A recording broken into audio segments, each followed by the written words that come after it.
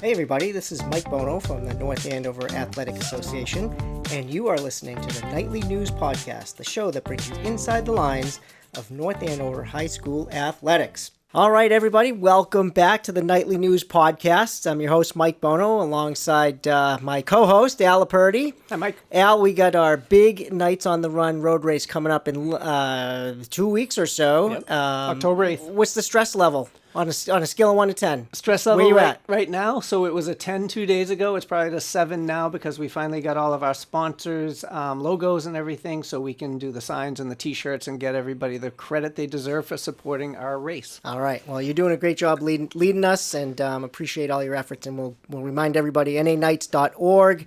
Sign up. The race is October 8th, Saturday morning. So we have a very special guest with us today, the self-described proud principal of North Andover High School, Chet Jackson. You might see him in the morning directing traffic, drinking his coffee, because people still take a right turn. If they would just read the sign, maybe you could get in the building and actually do your job instead of direct traffic. Yeah, I kind of enjoy being out there, though, depending on the temperature, of course. Yeah. This time of year, there's nothing better in the morning. But yes, there was one year where the shrubbery had grown around the sign, and then someone pointed out to me as I was there, I was like, look at the sign. And I looked over, and I couldn't see it. So every now and then, I have to give that look as well. But it's nice to greet the parents in the morning, dropping off. And, hopefully after they get the hang of it, it's just smiling and waving. And I hide in the winter a little bit more. Yeah, well, we love seeing you out there in the mornings when I'm dropping my daughter and her friends off. So I'm going to kick this off. You grew up in East Hartford, Connecticut. Correct. No disrespect. I haven't figured people out in Connecticut yet. So we got, I have friends in Connecticut. Some of them are Boston sports fans. Some of them are New York sports fans. Some of them will root for the Red Sox, but then cheer for the Giants. The Jets, or the Giants. I mean, the Jets stink. Nobody roots for the Jets, I don't think, or in the Giants stink too. So I don't know why they would root for any of those teams. Anyway, Can you settle this for what are you? How do people determine who they root for in Connecticut? I think you have a lot of choice as an individual who you root for in Connecticut. Now that the Hartford Whalers left us several years ago now, and I'm an adopted Bruins fan, which I never thought I'd be after being a kid growing up near the Hartford Civic Center back in the day. But I digress. No, I think my roots of family, you grow up with Channel 9, which had the Mets, Channel 11, WPIX had the Yankees, and then Channel 38, as we grew up here, we had the Red Sox. So we kind of were in a nice little melting pot of baseball, or hockey, or college basketball, growing up in the Big East back in the late 80s into the 90s as well. So a lot of my friends that I still stay in touch with on Facebook, they'll remind people, I never saw any New England Patriots starter jackets when we were kids. It was always the Giants, mostly the Giants football team growing up. But we were kind of split, Yankees, Red Sox. There weren't too many Mets fans, at least ones that admitted it, growing up, at least near me. Till 86. It's 86, yeah. Right? Yeah. But even around 86, you may saw some, but it wasn't a lot out there. But yeah, there's a lot of choice, especially with football. The Patriots, a lot of my childhood were not good. I was not a Patriots fan. And you kind of just adopted a team and kind of went with it. I want to say college basketball was very big in Connecticut when UConn started their kind of rise there under Jim Calhoun. Back in the days of Cliff Robinson, when I think UConn won the NIT, they kind of got our local neighborhood hooked into college sports as well. And even the women's basketball, it's must watch for me when the Huskies are on, even though we may get to it, but I'm a graduate of Boston College and an Eagle fan first. But I do have a little soft spot for the Huskies as well. So. Well, I was just gonna say that was my next comment about it. So you're a BC alum, and I was looking at the BC football schedule, and I thought, man, they played Maine last week. Maybe we could get them on the North Andover High schedule, next year. I'm coming out swinging, Chet. I'm sorry. Yeah, no, it's okay. It's I was at school at a very positive time at BC at Glenn Foley's senior year. Yeah. They upset Notre Dame when they were on their way to the national title, and then Dan Henning came for a few years, and they had a good few years at the start before the wheels fell off there. But Coach Hafley, I actually am a big fan of at BC football. Seems like he's trying to do things the right way and bring in some recruits, and hopefully we'll stay a little while. I do have a little more faith in the football program than the basketball program a little bit, but I don't know if we have that much time to dig into there. We can do that another time. I was just going to say, just because you mentioned the Big East as an aside, greatest 30 for 30 ever, Requiem for a Big East. If you haven't seen it, watch it. It's awesome. Yeah, highly recommend. Cool. So I introduced you as the proud principal of North Andover High, and we get your messages when you send phone messages home, and you introduce yourself.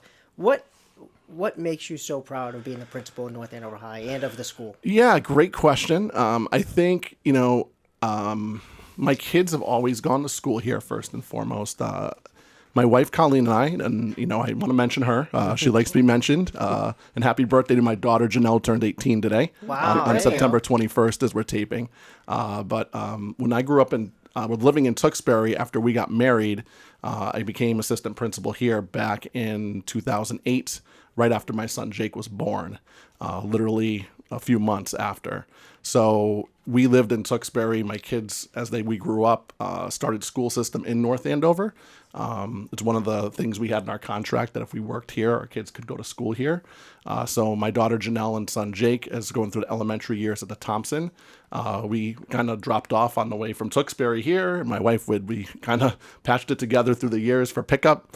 And we just started starting to get to know the North Andover community. We eventually rented a house kind of behind Quick Pick on Camden Street, where you could hear the stadium on a good sports night, football games, marching band, everything, all other noises and sounds you could hear around that neyborhood. Dump trucks. Just about everything. But then, we bought our house where we stay now. I'll leave that address out. A lot of people may know. Just feel free to wave, but I'm not going to give that one out now. But we're near the Machine Shop Village area there, where we can hear the sounds of McAvoy Park, and it's a great place to live, raise kids. The people in the town have been great to my family and my kids growing up. It's a fantastic school system. The people I've had the opportunity to work with love kids, put students first. And, I think the proudness of me being the principal here is just really being a member of the town and growing up and going through as a parent, whether it's youth sports, whether it's, any other activity, robotics, or going to see different drama plays and music and learn so much about our students. There's nothing but pride here. We're a very lucky community to have so many options for our students as they go through, and people so passionate to support them. This being one of them with the NAAA, but there are so many out there that just want to do so much for our students. So nothing but proudness from me. That's question I asked Steve Nugent when he was on. What's the thing that when you got the job as principal surprised you? You didn't count on, this is really tricky, this is difficult. What's that thing? Because I'm sure there's something. Oh, wow. It's interesting. I spent a long time watching a few different principals, and I have a couple friends that are principals, and they, everyone prepares and says there's nothing like it. There's a lonely feeling there because your network, it's, Richie Barden at Methuen, it's, someone in a neighborhood school at the MVC, and you don't really, have that, hey, I can go next door to my other assistant principal and really game plan that. You're in charge of a large building, and I think not so much a surprise that people said it's lonely. Early on, as before you're starting to build your network and kind of doing some things pre-pandemic, that one, it was, it's lonely professional because you kind of go back to your office and you're at the end of the day and you're, figuring things out for the first time when you first get a job, and, you're preparing different items, and like, it's you. So, and that's just, if you've never done that before, that's really, you can't, it's hard to really picture that. Sure. Yeah. So this is your 6th year. You started in 2016 as principal of North Andover High. As you mentioned, prior to that, you were the assistant principal for focusing on academics since 2007, 8-ish. Correct. Yeah, I think you got it right. You got to fact check. I know. Make sure all these numbers are correct. But it's been a heck of a 6 years. I mean, throw in a pandemic and other things that sort of just start steamrolling, and I don't know how you do it. I mean, I don't envy you. It's got to be very difficult as a principal to have to make decisions where you're not going to make everybody happy. It's kind of like being a politician. So can you talk about that? You probably lost a few hairs over the last couple of years. Sure. And in the pandemic, there was nothing to go on. Correct. There's no track record. There's no, this is what we did in the last pandemic. No, not that I was around for at all. No, I think, I'm definitely receding a little bit more, even though I try and shave my head regularly. And the grays are coming in furiously, but that's okay. I do believe around that time, you don't know any different, kind of coming in when you get to things like a pandemic. It is very stressful. I believe that summer, that 2020 end of school year when that first happened into that summer, is probably the hardest I've ever worked, maybe as an administrator, if not during a summer, in my career. And it's often a time where you get a chance to recharge and, spend some more time with your family and just like kind of get some of that stress away. So that was totally different to go through. And yes, every analogy has been used. You're building the plane as you're flying it, is one that kind of sticks out. But I think for us as a team, here as principals of the school with Dr. Gilligan, in our team at central office, I think we did find it as an opportunity to be creative. I think at the high school, we'd always talked about transitioning back to a full year schedule, with semester breaks there and having academic time more close to an hour and not 73 minutes, which kind of was where we are now as a high school schedule. So we had an opportunity when you have to kind of create your schedule during a pandemic, not knowing if we're remote, hybrid, terms we've never heard of before the pandemic, are there. It gave us an opportunity as a school to invite teachers in for conversations and as leadership teams and say, hey, we think this is best for kids. We think, this length of a day here, given all the things we don't know, and all the other constraints out there, are best for kids. So, going through that process, and you do know that there are going to be people in the community that aren't going to be happy either way. No one's experienced, as a parent, we've never experienced a pandemic before. If you had young children or even older children, them not being in school, not being around the teachers that they love, and being able to get that connection to read and write and learn and have that playtime that's structured, and you're kind of stuck in your house, which, has its own challenges anyway, but not even thinking about school. It was quite the time, and it was very stressful.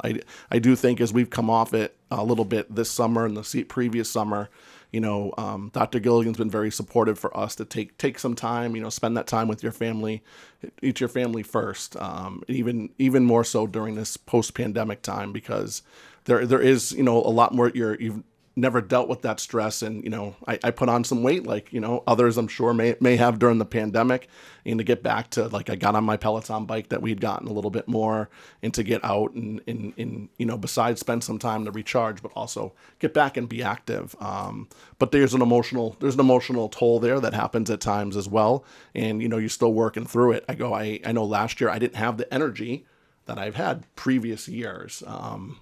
After this summer, I feel like I got that back. So I think we're still figuring out kind of our bodies and our emotions post-pandemic. With that caveat out there, you're hoping that, no, please don't have that spike. Please don't come back as well. So it's there, but I think we have a good team. I have a great family. I have great friends in this community and outside, and in professionals. I think we work off each other to make sure, we've opened up so many collaboration opportunities, whether it's with other schools or with other leaders outside of schools. We've become a little bit better in our jobs because we listen more too. We've never had to listen as much, I think, than we during a pandemic as well, because people are so energized about schools. And to just see people at school committee meetings and just the public comment and everything else, it's stressful at times. But however, if you step back and go, people care about schools in North Andover and in neighboring towns too, and maybe that's not the way we want it in some of the divisive nature that may have happened, but it saw passion in schools, which we come here and be in North Andover because we're passionate about the things that we care about. One more question before we sort of tie in the athletics no at the problem. high school. What changes have you seen in the students coming out of the pandemic, on this side of the pandemic, for better or for worse? Like, how do you think everybody's handling it? Yeah, I think the students have always handled things well. I think when you're younger and you're more adaptable, you don't have your systems maybe as much as, the routines. I know I have as an adult every day. If I get thrown off, it could irritate me a lot as well. I think they adapt and change for the most part they adapt with change pretty well. Even we came back with the mask and then the no mask, they were great. I think some of the discussions around it with adults may not have been as great, but like the students, when we were in the walls of the school and came back, they were just so happy to be able to be with their friends, be in class. I definitely think some of the maturity, kind of those transition ages, 8th to 9th, for kids that have not been in school for a while, we had to do a little bit more, some structures in classrooms to kind of get our kids used to that. I think what I've seen this year coming back is, there's the maturity's there. There's not like a big drop necessarily for a class or anything like that. Yeah, we have kids are still gaining maturity depending on their grade. So like that exists, but it's in a very, somewhat normal or what you could relate to in the past as there. So I think the stamina, so to speak, I mentioned stamina at graduation last year to the graduating class leaving out, and, work on getting your stamina back because you go to college, it's a whole new ball game. And like they're how they've adjusted to the pandemic is probably a little bit different than how we've adjusted. So, but I think like a collective energy and stamina has returned, which is great. We're off to a great start to school year. Well, as a parent of a 2020 graduate of North Andover High and 2022, I appreciate all that you've done and your staff and Dr. Gilligan and everybody. So, I think my son's adjusting to college, but I probably sleep until 10 o'clock now instead of 6:45. Yeah, I think of my son, and you're adjusting to going to school for 30 hours to going to school for 15. Yeah, right. Yeah. But you're paying 100,000 times more. Oh yeah.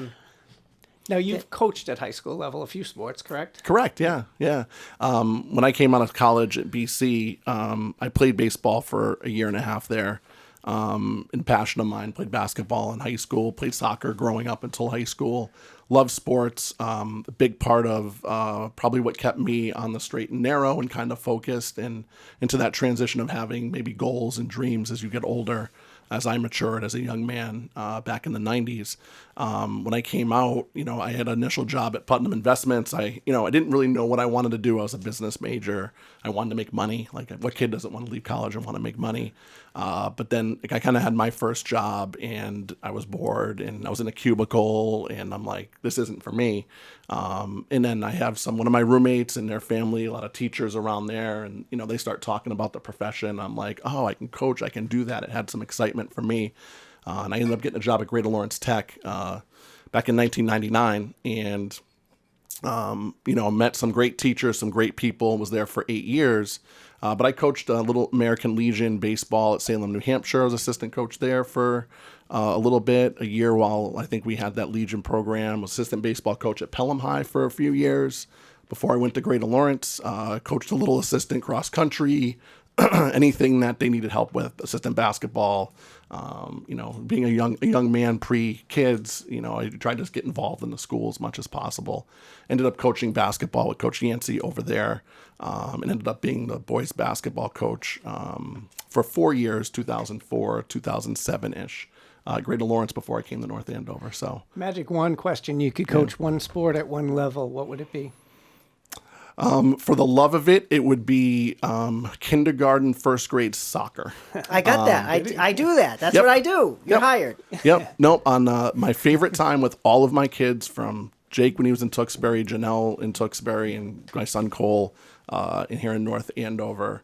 Not really knowing, being that expert or thinking I'm the expert in that sport, and really working on just getting drills and stuff where they're just so happy to be together, and you can see just this love and joy. And we had high school kids that would come down and volunteer, and you'd work with the parents to get the kids that want to run off to the sideline, and maybe not this week, we'll get them back next week, and you get them back there, and then you have them on the ground doing drills in the light rain, and they're popping up, and they're just having a good time. Then you have your snack at the end. We rotate it out and go.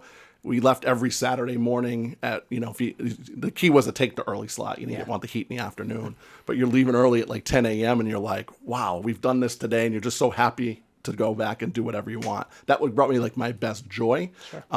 At a strategic level, up there, baseball is still kind of my passion of there. I coached basketball and learned a lot as I was doing it, learned a lot since.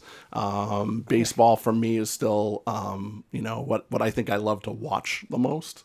Not necessarily the Boston Red Sox, but if I know people I know are playing, I kind of love to dig in there. So, but I'll go watch just about anything.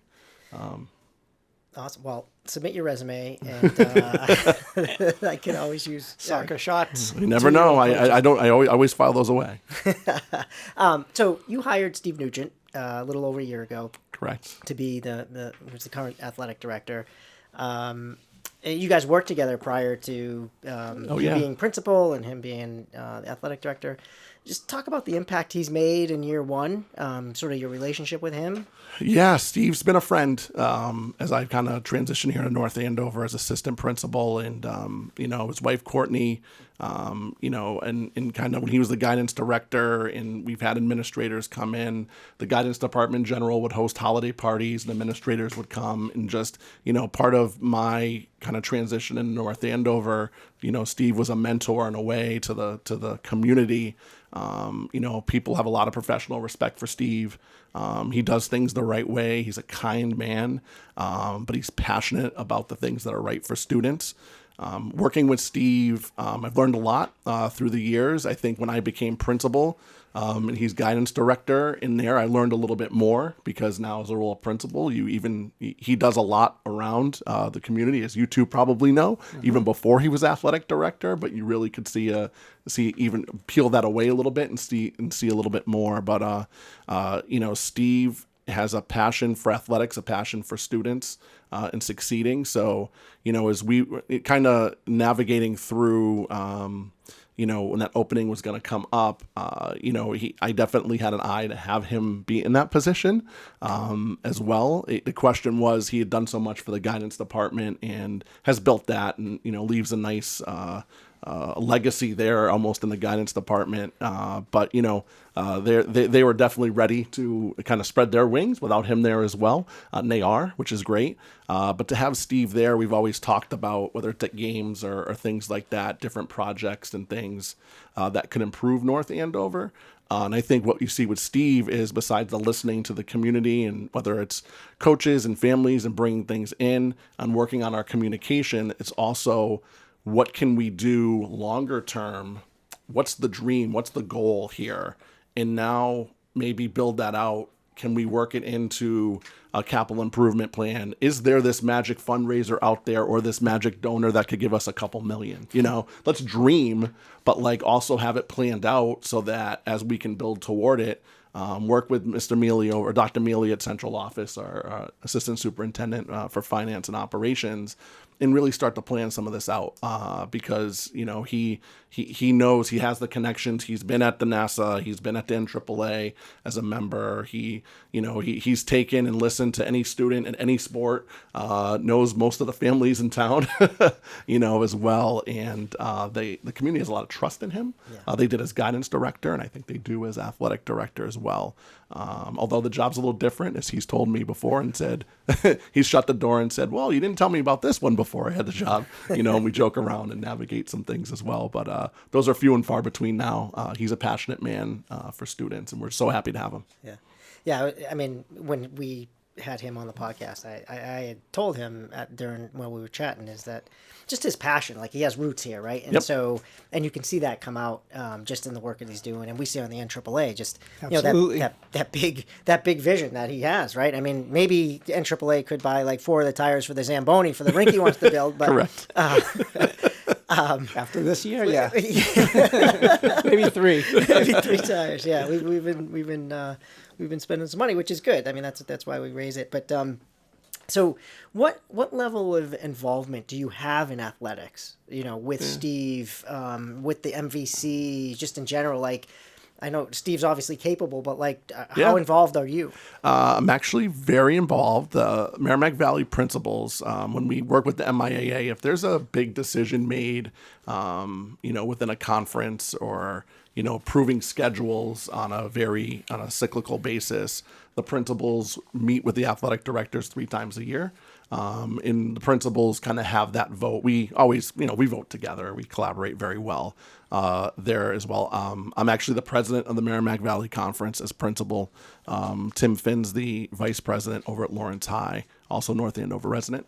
Lawrence guy. Lawrence guy, yep, true blue as well. But Steve and I collaborate just about. I take a walk down there just about daily. Pop in. A lot of times in the mornings, my coffee's still a little bit cold. Maybe I'll warm it up, pop in, see what's going on as well. But if there are things coming up, topics, we've been, dealing with a lot of bus transportation frustrations over the last year that the conference and the state has in general because of lack of bus drivers. And, we work on that stuff together, navigate.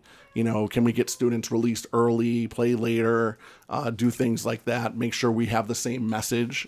We have to communicate things out as well. So, we're both very open door. We pop in daily. If we have to have something else, come up, we can spend some time together and say, hey, let's spend, a half an hour. And if we have to dig in on something, but thankfully, knock on wood, we haven't had anything like that pop up here as of yet. But I think for me, he has goals, and we hire people there. We want them to have their goals. My job is to support Steve in running the athletic department, and really be a resource to him. If he needs anything, you need Dr. Mealy, I'll help get Dr. Mealy. We need you need this principal because this AD is having trouble. We want to communicate to get something done. Then that's my job to go do. So, but he's a self-starter, which all my administrators are. I got a great team. Nothing would really happen without a team. I think there's a lot of reason why a lot of former coaches or people with coaching background end up as, administrators or leaders in school systems as well. But it's great to watch him kind of develop into his second year as athletic director. And, there aren't any, you're not new anymore, as well, on there. You kind of get that year to listen, and go in there. And then, people are looking for their various things, and they're not shy. But, I think as he has his things, he can communicate very clearly, about, whether it's relationships with sports or make sure people are communicating with a coach when they should be communicating with a coach, and making sure we're doing things the right way for kids. Yeah. That's what we want to do. A question I probably should have asked Steve, but it just came to me. What's the process for holding a tournament or like the state, playoffs or anything like that? Like, is that something? I have a few friends that are ADs, and yeah. I've heard different things. It's kind of in some cases not worth the aggravation, and other ADs have said, yeah, we do pretty well. What's the process, and what's the benefit? Yeah, I think the state MIA always comes looking for hosts when they get to, I believe it's like a semifinal ride or quarterfinal round, in there. I know they have different liaisons that are in charge of their sports that come regularly. And, I think for our facility is very advantageous here at North Andover. We have parking, especially for evening, maybe not so much in the day when, where people are getting their parking permits, but that's a topic for another day. On there. So I think with our turf fields, our big field house, it's made it advantageous. We've hosted some, field hockey, I think almost every year toward the end. We get to the semifinals. We try and make our facility available. Obviously, if we have a team that could be around in there, we may be looking to really make our facility available. But we have a good relationship with the MIAA, and when we can do something to help out, we have that free date or a night in there. We've hosted some big, semifinal basketball rounds before. They're going to the Songus or going to the Garden, both boys and girls. We want to make sure we're equitable with that, and really have our facility available to support those larger events when they don't have venues or parking or things like that. We've been on those scenarios where there's two MVC teams and all of a sudden we're driving to Salem, Mass to do a game, and everyone goes, why on earth are these two teams that both have facilities driving to Salem? But that stuff's done ahead of time because you have to plan on that too. So, we communicate again within the conference as well. And, we once, usually a team's eliminated, you're rooting for your conference in there as well. So, but that's a constant collaboration there just to make sure things are ahead of time. But that goes through Steve. He'll come to, if it's available, he can kind of go do it and make that decision. But, we'll have those conversations sometimes. If it's a bigger, because we may have something going on in our auditorium and it's like, oh, is that worth having this huge crowd when someone's coming for a North Andover event? So we have to be careful in what we pick and choose as well. How does an organization like the NAAA help you as a principal? We talked to Steve a little bit about this, but you have sort of your hand on a budget, I'm sure. Yep. But how do we help you? Yeah.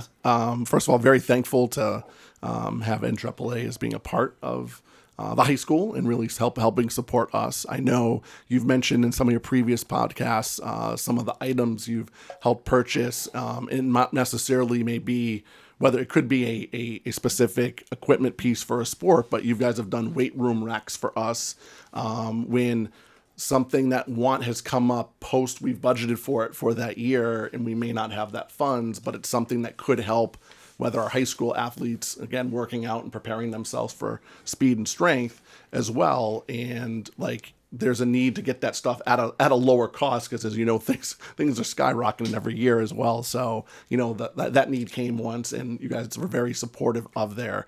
I think for us, we're trying to always, you know, with the help of our school committee as well, you know, look at our budget and see what money we can do to, whether it's get coaches for our teams appropriate, as Steve's talked about different safety levels and having coaches for our teams as well, whether it be supplemental equipment, because everyone's fundraising for money out there. Our teams are out looking for money. Everyone's looking for money. You know, they want to look good. They want to play good. They want to have the best equipment and facilities, and we want them to as well. But a lot of times, like, money gets tight, and, you know, to be able to have an NAAA that has a process that's legal, that, you know, you're requesting it, that it's coming in via electronic, a check fashion, and you get a product there, it brings so much helps that pride in the school because, you know, kids, if no one's out supporting them or on there or programs, you don't feel that same pride. Oh, they don't care about us. You know, I think if in a lot of times people don't know to do the request because, you know, and we have to be also spread that word so that people know that NAAA is out there, and all you have to do is there's a form or there's a process to it, and be careful. They may say yes, you know, as well, because there are a lot of people out there to help all athletics and all students equitably. You know, and we're in a different time. It's not just about one sport or anything like that. We want all our kids to have that opportunity. So very thankful to NAAA. And just to add on the side events, because I think some of the events you've done, the Nights on the Run, I've done, you know, all my kids ran the kids run. I did the 5K once. I think some of my jogging days are behind me by not, but like my kids have volunteered. We've gone out and cheered on the road race.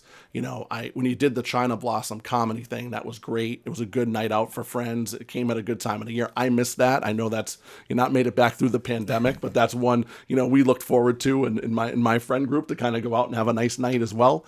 But you've had some really good fundraisers to be a part of, and just have the coaches come. And our coaches come as a community just to give thanks or just be there as well. So I think, you know, our coaching staff, they're always very thankful too. And as we're having different stuff, sometimes it's about raising money and sometimes it's about just showing your community as well. And I think, you know, your events that you pick are very good community events too, to show everyone, you know, we're in this together. And it's not about necessarily every last penny, even though we will want every last penny, right, on there, but they're great events. So we're very thankful to have that in AAA. Great. Happy to do it. Yeah. Before we go, I'm just going to mention a family that you know, the Garvins, the Rossis.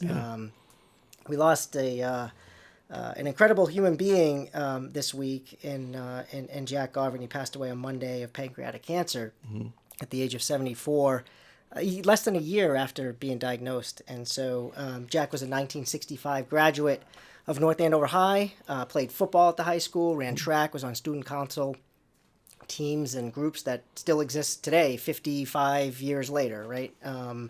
And he was truly a wonderful and amazing person, served in Vietnam, received 2 Bronze Stars, the Air Medal, Purple Heart, Combat Infantry Badge, returned, spent 3.5 decades as a state police detective, retired in 2007 as a detective lieutenant. And, you know, the life experiences that Jack had both in Vietnam and as a state police detective had to be very difficult, but you would never know. And he was just so likable, someone you enjoyed being around. I always appreciated and was honored to be in his company, whether it be at the field watching his granddaughters play. My two daughters were the same age as 2 of his granddaughters. At the beach, they had a place up at Salisbury, or just in the neighborhood. He lived around the corner from me, and so I just wanted to say, you know, Jack's family meant everything to him. He held them in such high regard, rightfully so. And so, his wife, his kids, his grandchildren. So to Jack's wife, Sue, his children, Kate, Mike, Julie, to his grandchildren and the entire family, our thoughts and prayers are with you during this most difficult time. So. Well said. Well said. But Chet, thank you so much for joining us for episode 13 of the podcast. Look forward to seeing you on the sidelines of upcoming sporting events, football. I saw you at boys or girls soccer the other day. Yeah, I snuck into both over the weekend just to peek when I can. I have a couple athletes still at the high school. My son Jake's playing football now, so I'm sure I'm going to pick him up after here, and I'll peek in whatever event's going on. And I wish all our athletes be safe and healthy first all. And thank you both for the opportunity. Again, we're so lucky to have a supportive NAAA, and keep up the great work. And I love the podcast. As in, I have to catch up a little bit. You've been firing off episodes quickly with the fall sports, and every time I peek on, I learn so much, even about people that I've interviewed and had in the office. But keep up the great work, and I'll see you on the sideline. I'll see you in the morning. Please wave. Sometimes the sun's directly in my eyes. I can't see, but I'll wave. All right, I'm beeping. I'm beeping from now on. But thank you so much. Remember, Knights on the Run road race Saturday, October 8th. Sign up. NAAKnights.org is the website. KnightsRun5k.com, I think, brings you right to it. Yeah, either one. And until next time, thanks for listening.